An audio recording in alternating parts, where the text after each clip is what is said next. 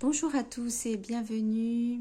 Si vous êtes nouveau sur cette chaîne, je vous invite à vous abonner et à liker et également à consulter les épisodes précédents. Cette chaîne a pour but de parler de malheureusement la séparation entre ma sœur jumelle et moi. Elle est morte du cancer il y a peu de temps, c'était en début janvier et nous avons vécu ça ensemble pendant ces 4 ans de maladie. Et ce que je raconte sur cette chaîne, c'est les ressentis que j'ai moi en tant que sœur jumelle qui reste survivante maintenant. Et voilà, c'est un exercice très difficile, mais je sais que vous tous, vous êtes passés par le deuil malheureusement et vous avez sûrement des relations très très proches avec votre défunt. Et je serais vraiment heureuse de lire vos commentaires si vous avez envie de partager avec la communauté par simplement un témoignage ou bien des astuces, des conseils.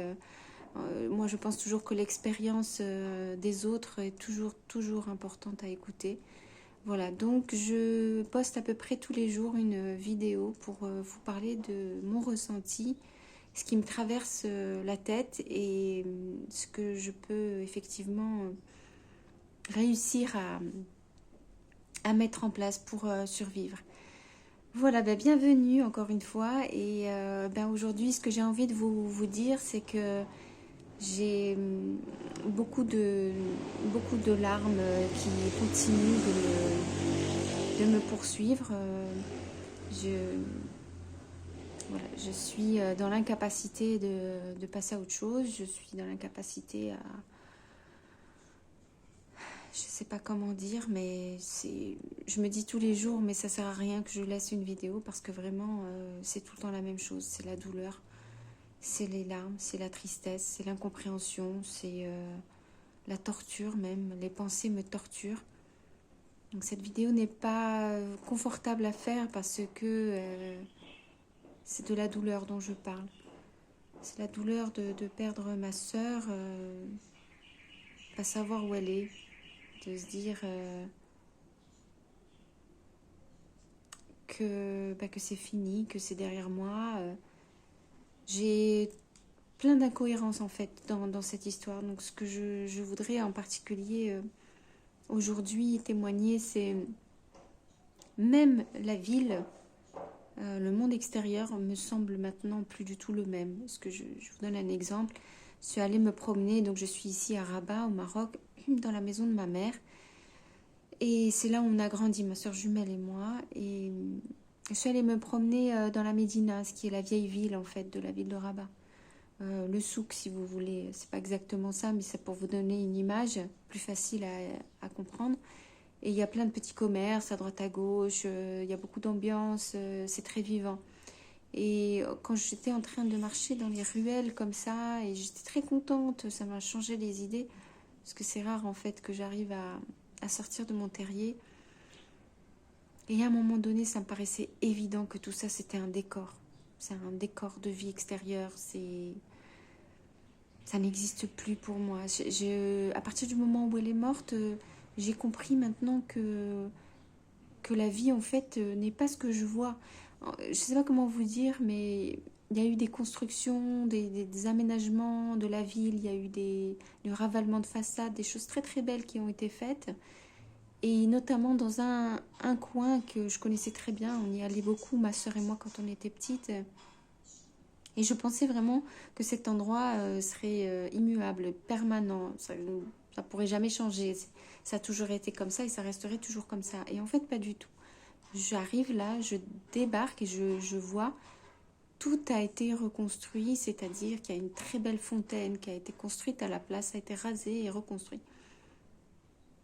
C'est super bien fait, hein. Le résultat est magnifique, mais ce que j'ai dans ma mémoire n'existe plus.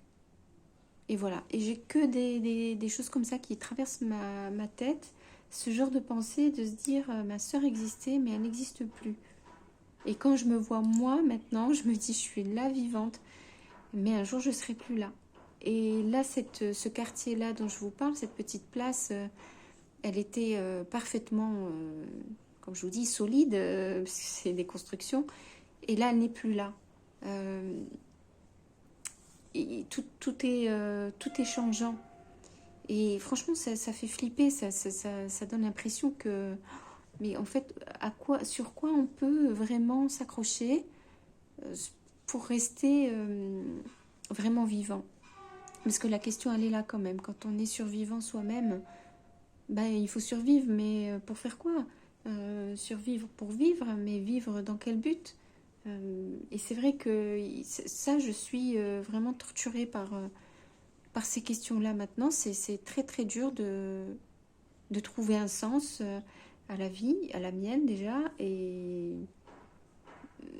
oui, c'est ça, de trouver une raison à tout ça. Et je ne vois que la mort partout. Et vous voyez, c'est terrible parce que j'ai passé une très très belle après-midi à me promener. J'étais vraiment super contente et de voir autant de vie autour de moi, c'était merveilleux.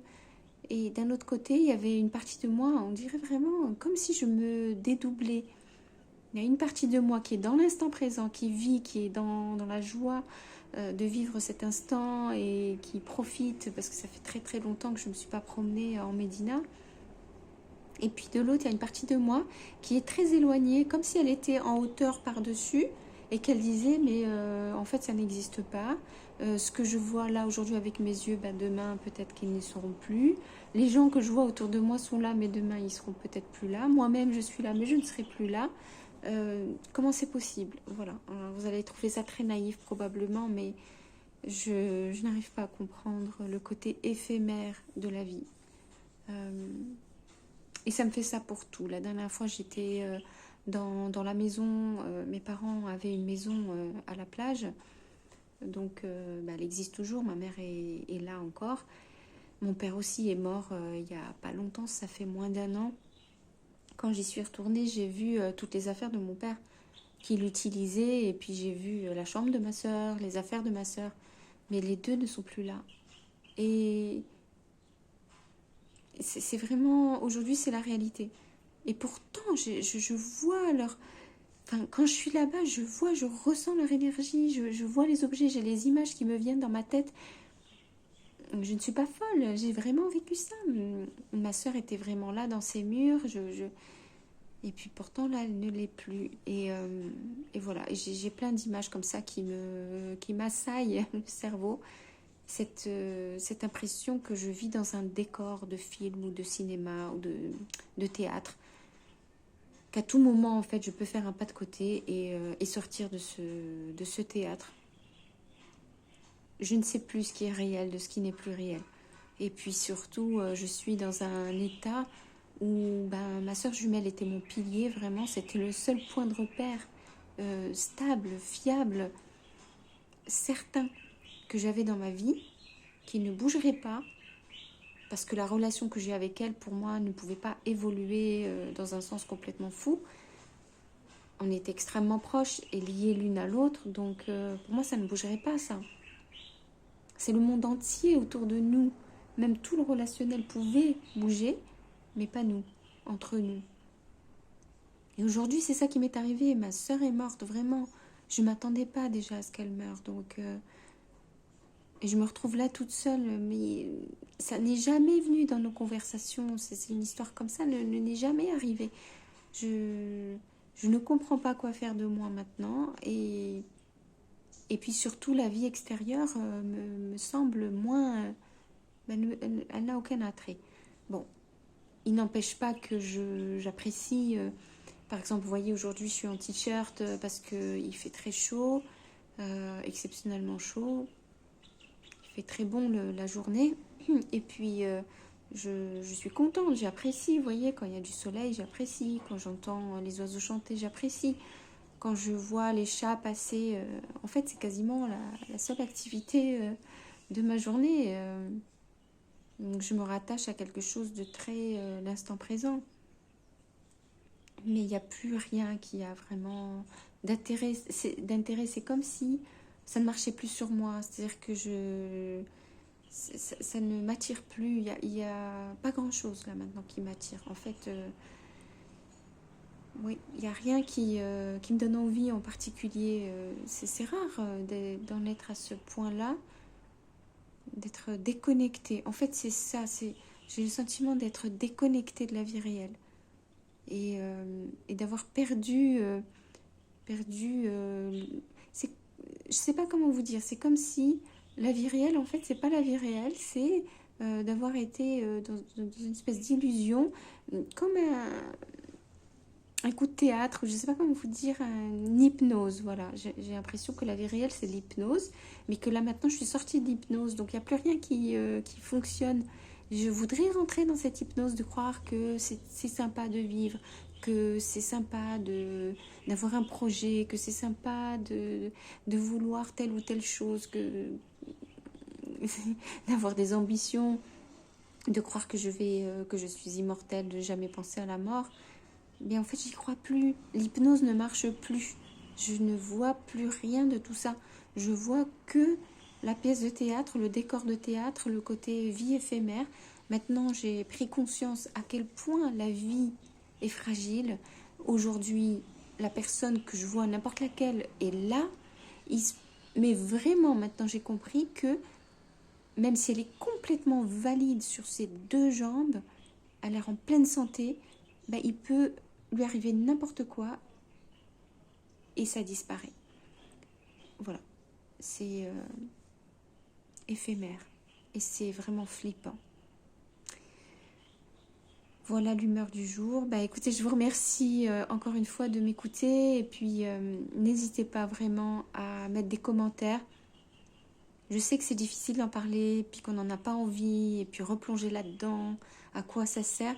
Et je suppose malheureusement que si vous êtes une personne qui est touchée juste là, maintenant, ben ça vous dit rien non plus de passer un moment avec moi à parler du deuil, parce qu'on a envie de penser à autre chose, bien évidemment. Et pour tous ceux qui, comme vous, les courageux, comme je les appelle, eh ben écoutez, merci, et je vous dis à la semaine prochaine. Pas à la semaine prochaine, mais à demain. Vous voyez, j'ai le cerveau qui fonctionne plus très bien. Mais c'est pas grave parce que ces vidéos sont vraiment dans l'objectif de vous montrer la réalité de ce que c'est d'être dans la confusion la plus totale parce que vous avez perdu vos repères dans la vie. Je vous fais des gros bisous et je vous dis donc à demain.